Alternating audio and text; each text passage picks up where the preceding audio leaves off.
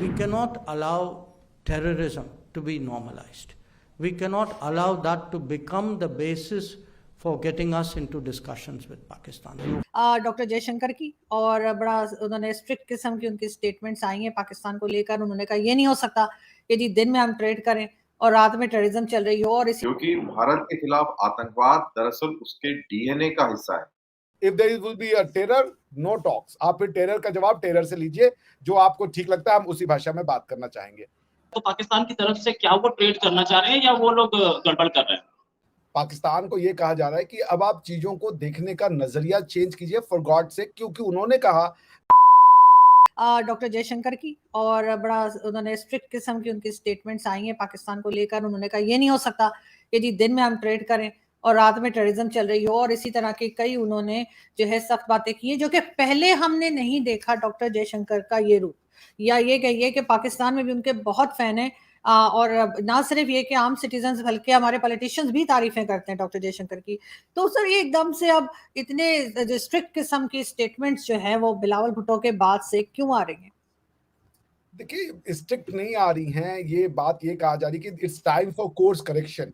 पाकिस्तान को ये कहा जा रहा है कि अब आप चीजों को देखने का नजरिया चेंज कीजिए फॉर गॉड से, क्योंकि उन्होंने कहा डॉक्टर जयशंकर ने कि हमारी पिछली जो गवर्नमेंट्स थी उन्होंने अभी तक ऐसा क्यों नहीं किया था, वो मेरी समझ में नहीं आता। यानी कि क्यों हम लोग टेरर को टॉक्स को या टेरर को नॉर्मलाइज करते रहे कि भाई टेररिज्म भी चल। जैसे आप देखें तो आज 10-15 साल पहले मैं एक टॉक शो देख रहा था टीवी पे, तो उस समय कुछ हिंदुस्तान और पाकिस्तान के दानिश्वर बैठे हुए थे और वो लोग कह रहे थे कि भले टेररिज्म हो, but we should have a talk which is irreversible and मतलब without stopping, continuous, चाहे जो भी हो जाए।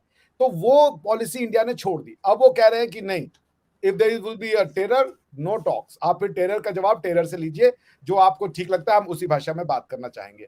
तो it's not a threat. इसको अगर मैं हूँगा एज ए कंस्ट्रक्टिव बात देखूंगा कि भाई now it's time to reassess कि जो अभी तक हमने किया 70 साल से उसका क्या रिजल्ट है।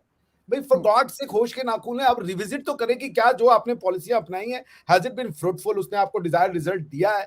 और अगर नहीं दिया है तो सामने वाला आपको वही समझा रहा है कि भाई अब आपका पुराना तरीका हम नहीं स्वीकार करेंगे। तो अब आपके ऊपर है, आप ये कहें कि नहीं उसकी गलती है, या आप ये कहें कि okay we are ready to amend our ways. तो यही है, वो कोई हार्ड स्टांस नहीं है।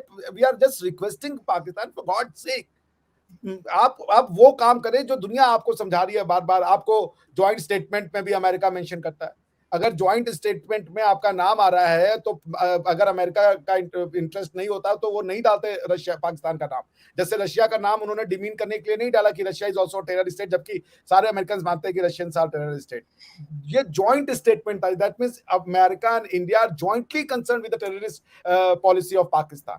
सो पाकिस्तान शुड रीविजिट बाबा। अब आप रीविजिट करो यार, आगे बढ़ो। हो गया 70-80 साल 75 साल आपने ये पॉलिसी करके देख के घर का भी सत्यानाश कर दिया, खुद को भी टेरर विक्टिम कह रहे हो आप।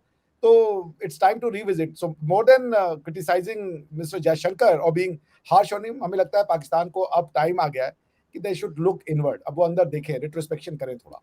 जो हमारे फॉरेन मिनिस्टर ने बोला कि trade in the day and terror in the night, इसको हम टॉलरेट करने के मूड में नहीं हैं। ये बात पाकिस्तान को भी तो समझ में आ रही होगी हो क्या रहा है। तो पाकिस्तान की तरफ से क्या वो ट्रेड करना चाह रहे हैं या वो लोग गड़बड़ कर रहे हैं?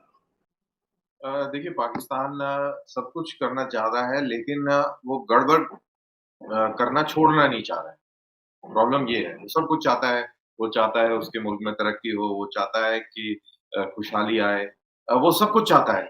लेकिन वो एक चीज नहीं चाहता कि वो भारत के खिलाफ आतंकवाद करना छोड़े, क्योंकि भारत के खिलाफ आतंकवाद दरअसल उसके डीएनए का हिस्सा है। भारत से नफरत, अगर उसको प्रिसाइजली बोला जाए तो हिंदुओं से नफरत, ये उनका डीएनए है।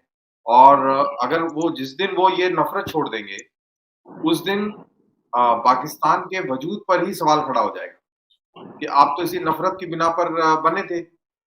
आपने अलग मुल्क तो इसीलिए बताया था ना कि आप हिंदुओं के साथ नहीं रह सकते हो।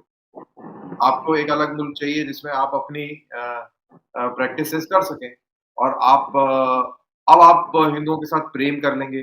तो फिर आपके ऊपर फिर यही सवाल होगा ना कि यार अगर ऐसा ही था तो फिर आपने इतने हजारों लाखों लोग मरवा दिए, तो वो क्यों मरवाए? वो बेकार, वो गलत था या ये गलत है? तो इस तरीके का उसके ऊपर एक बहुत बड़ा असमंजस वाला सवाल रहता है पाकिस्तानी सोच के ऊपर।